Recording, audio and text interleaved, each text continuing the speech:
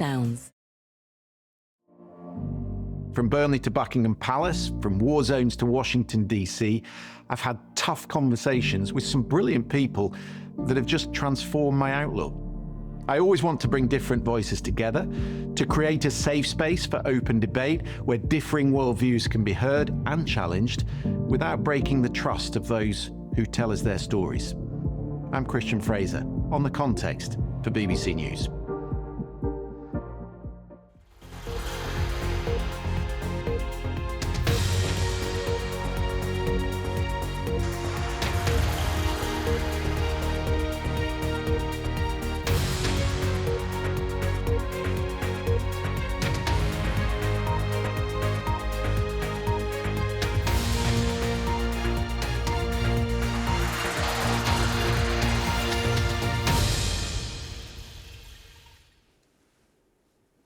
Hello, live from London. This is BBC News with me, Ben Brown. Free at last, 3 Americans and a critic of the Kremlin who were imprisoned in Russia arrive on US soil, just part of the biggest prisoner swap deal between East and West since the Cold War. My job is to make sure, number one, they don't get them. If they do, we get them back. I don't buy this idea that you're gonna let these people rot in jail.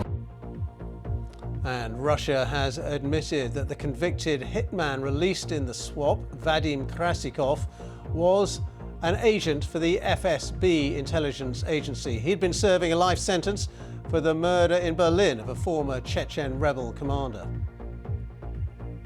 In other news, the funeral ceremony has been held in Qatar for the Hamas political leader Ismail Haniyeh, who was assassinated in Iran on Wednesday. In the Paris Olympics, Team GB have won their 3rd gold medal of the day, with show jumping champions joining top winners in trampolining and double sculls rowing.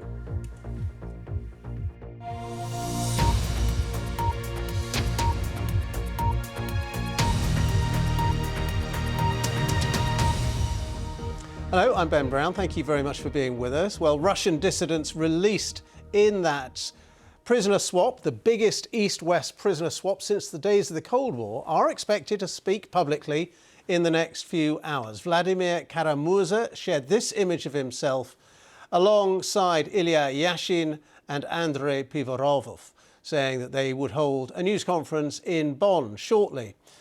Well, meanwhile, the Russian prisoners released by the West are now known to include the convicted hitman Vadim Krasikov, an agent from the FSB who shot dead a Kremlin opponent in Berlin 5 years ago, and also a family of Russian sleeper agents who were pretending to be Argentines. They were so deep undercover that their children only found out they were Russian after their flight to Moscow took off.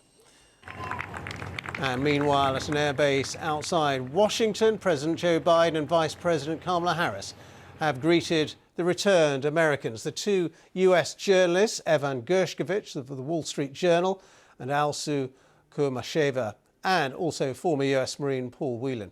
Well, President Biden said he was grateful for the diplomatic cooperation that has led to that prisoner swap.